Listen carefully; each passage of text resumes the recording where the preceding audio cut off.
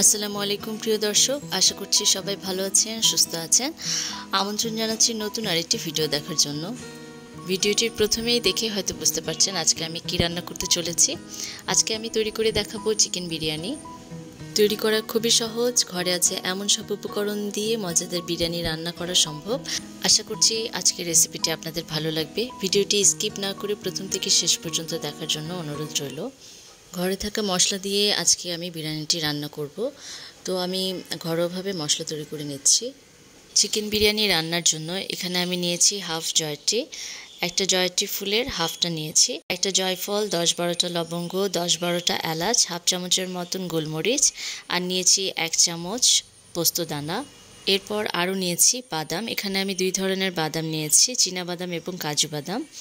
এটা যদিও অপশনাল, আপনারা যে কোনো ধরনের বাদাম এখানে ব্যবহার করতে পারেন। আর নিয়েছি কিশমিশ। এখন এই সবগুলো উপকরণ আমি পেস্ট করে নেব। বিরিয়ানিটি তৈরির জন্য এখানে আমি সোনালী মুরগি নিয়েছি, রোস্টের পিস করে কেটে নিয়েছি 9 পিস।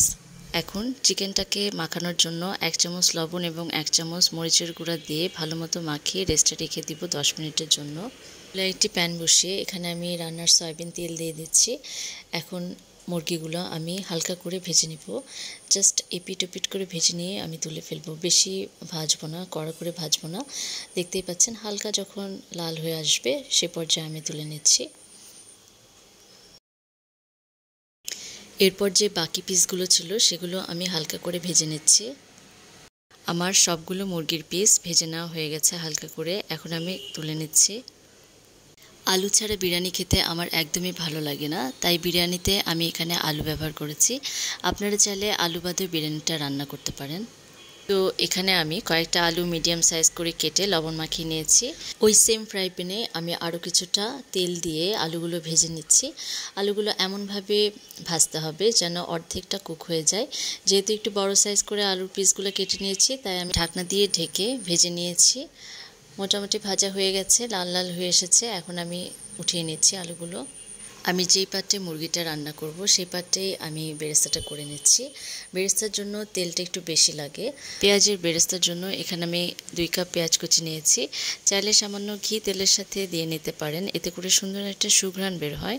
আমি আজকে বেরেস্তার জন্য ঘি মিক্সড করিনি, রান্নার রেগুলার তেল দিয়েই বেরেস্তাটা করেছি। পেঁয়াজগুলো আমি রাউন্ড করে কেটে নিয়েছি বেরেস্তার জন্য।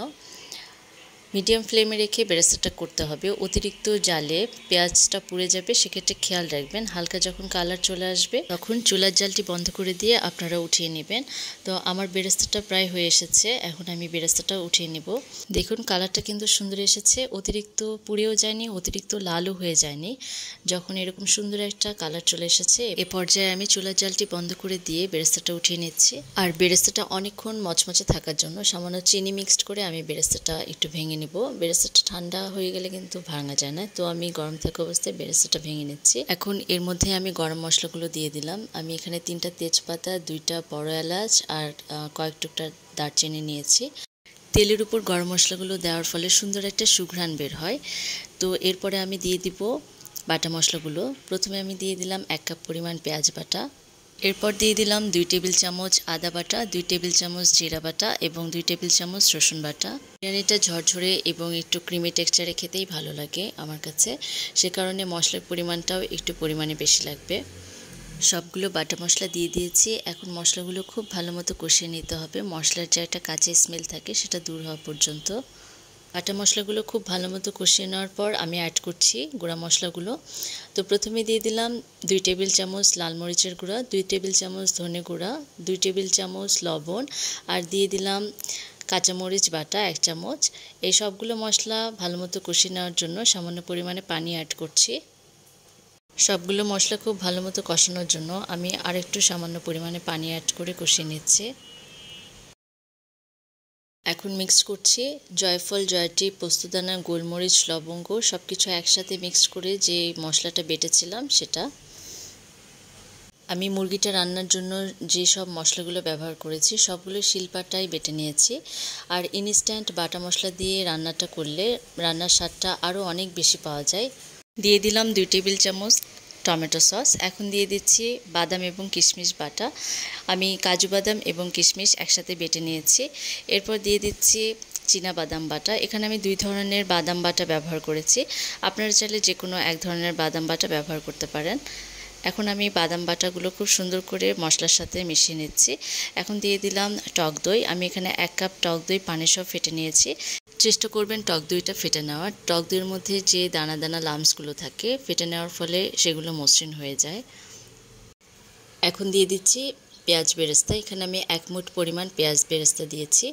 পেঁয়াজ বেরেস্তাটা দিয়ে ভালো মতো মশলার সাথে মেশানোর পর তেলটা যখন মশলার উপরে উঠে আসবে সে পর্যায়ে আমি আগে থেকে ভেজে রাখা চিকেন পিসগুলো দিয়ে দিলাম। এরপর চিকেনের সাথে মশলাগুলো একটু কষিয়ে নিব। আর খেয়াল রাখবেন নিচে যেন মশলাটা পুড়ে না যায়। যেহেতু পাকিস্তানি চিকেন তাই সিদ্ধ হতে বেশি সময় লাগে না। যদি মাংসটা কষানোর জন্য পানি অ্যাড করতে হয় সেক্ষেত্রে পানির পরিমাণটাও কিন্তু খেয়াল রাখতে হবে। অতিরিক্ত পানি অ্যাড করে মাংসটা কষাতে গেলে বেশি সেদ্ধ হয়ে যাবে আর মাংসটা খুলে আসবে, সেক্ষেত্রে এটা খেয়াল রাখতে হবে। চুলার আঁচটি মিডিয়াম ফ্লেমে রেখে ঢাকনা দিয়ে ঢেকে কিছুক্ষণ আমি চিকেনটা কষিয়ে নিয়েছি। এতে মাংসের ভেতর মশলাগুলো খুব সুন্দর মতন ঢুকে যাবে। আর আমি কিন্তু এখন পর্যন্ত কোনো পানি অ্যাড করিনি, এই মশলার সাথেই মাংসটা আমি কষিয়ে নিয়েছি। এখন এ পর্যায়ে দিয়ে দিলাম 1 কাপ দুধ। এখানে আমি 6 টেবিল চামচ গুঁড়া দুধ হালকা কুসুম গরম পানিতে গুলে নিয়েছি। গুঁড়া দুধটা দিলে টেস্টটা আরও অনেক বেশি বেড়ে যায়, তো আপনারা চেষ্টা করবেন গুঁড়া দুধটা দিতে। আর দিয়ে দিলাম কয়েকটা কাঁচামরিচ, এতে করে সুন্দর একটা ফ্লেভার অ্যাড হয়। এরপর দিয়ে দিলাম আগে থেকে ভেজে রাখা সেই আলুগুলো। এর মধ্যে আমি আলুগুলো দিয়ে দিলাম, তাহলে আর একটু সফট হবে। টক ভাবটা ব্যালেন্স করার জন্য দিয়ে দিলাম 1 চামচ চিনি। এরপর তেলটা উপরে উঠে আসা পর্যন্ত অপেক্ষা করব। খেয়াল রাখবেন রান্নার সময় মাংসটার নিচে যেন পোড়া লেগে না যায়। পোড়া লেগে গেলে কিন্তু টেস্টটা চেঞ্জ হয়ে যাবে। আমি অফ ক্যামেরায় কয়েকবার চেক করেছি মাংসটা। বিরিয়ানির জন্য আমার মুরগি রান্নাটা কিন্তু হয়ে গেছে, অলমোস্ট ডান। উপরে তেলটাও ভেসে উঠেছে, দেখতেই পাচ্ছেন। এরপর চলে যাব নেক্সট স্টেপে, বিরিয়ানির পোলাওটা রান্নার জন্য। বিরিয়ানিটা রান্নার জন্য এখানে আমি কালিজিরা পোলাওর চাল নিয়েছি 1 কেজি।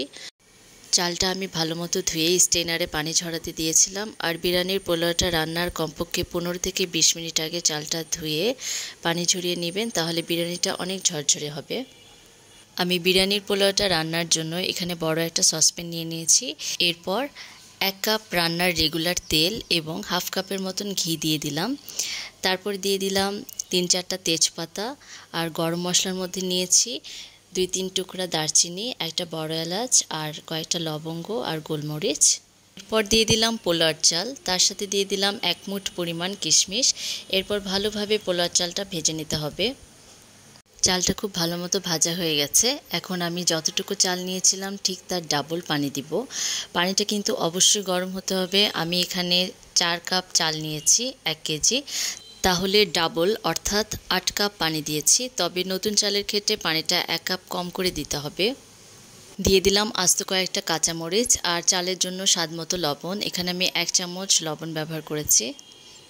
এরপর পানিটা যখন হালকা কমে আসবে সে পর্যায়ে আমি রান্না করা মাংসটা দিয়ে দিব। পানিটা কমে এসেছে, এখন আমি রান্না করা মুরগিটা দিয়ে দিচ্ছি। এরপর হালকা করে নিচ থেকে পোলাওটা তুলে আমি মাংসের সাথে মিশিয়ে দিচ্ছি। এরপর দিয়ে দিলাম কয়েকটা আলু বোখারা। তারপর দিয়ে দিলাম বাকি যে পেঁয়াজের বেরেস্তাটা ছিল সেটা দিয়ে দিলাম। আর একদম লাস্টে দিয়ে দিলাম সামান্য পরিমাণে ঘি। এরপর হাঁড়িটা একটা তাওয়ার উপর বসিয়ে দিয়ে 15 মিনিট অপেক্ষা করব। আমি বিরিয়ানিটা 15 মিনিট দমে দিয়েছিলাম। 15 মিনিট পর ফাইনালি এরকম একটা লুক এসেছে। তো এখন একটা লাকড়ির সাহায্যে আমি বিরিয়ানিটা মিশিয়ে নিচ্ছি, নেড়ে চেড়ে সবগুলো মিক্সড করে নিচ্ছি। আপনারা দেখেই বুঝতে পারছেন বিরিয়ানিটা কতটা ঝরঝরে হয়েছে, আর দেখতেও কিন্তু সুন্দর হয়েছে, খেতে অসাধারণ মজা হয়েছে। তো আপনারা পুরো রেসিপিটা ফলো করে বাসায় একবার এভাবে ট্রাই করে দেখতে পারেন। আমার বিরিয়ানি রান্নাটা কমপ্লিট। আমি একটা সার্ভিং ডিশে নিয়ে নিয়েছি। আপনারা যারা প্রথম থেকে শেষ পর্যন্ত ভিডিওটি দেখেছেন তাদের সবাইকে অনেক অনেক ধন্যবাদ। আর আপনাদের সুবিধার জন্য আমি রান্নার জন্য যে ইনগ্রিডিয়েন্টসগুলো ব্যবহার করেছি ডিটেলসে ডেসক্রিপশন বক্সে দিয়ে দিব। ভিডিওটি ভালো লাগলে অবশ্যই একটা লাইক করবেন, ফ্রেন্ডস এবং ফ্যামিলির সাথে শেয়ার করতে ভুলবেন না। আর আপনারা যারা এখন আমার ইউটিউব চ্যানেলটি সাবস্ক্রাইব করেননি তারা চ্যানেলটি অবশ্যই সাবস্ক্রাইব করে পাশে থাকবেন। চাইলে ফেসবুক পেজটিও ফলো করে দিতে পারেন, ডেসক্রিপশন বক্সে ফেসবুক পেজের লিঙ্কটি দেওয়া থাকবে। আজকে এই পর্যন্তই, সবাই ভালো থাকবেন, সুস্থ থাকবেন। নেক্সটের নতুন আরেকটি ভিডিও নিয়ে হাজির হয়ে যাব। সে পর্যন্ত সবাই ভালো থাকুন, সুস্থ থাকুন। আল্লাহ হাফেজ।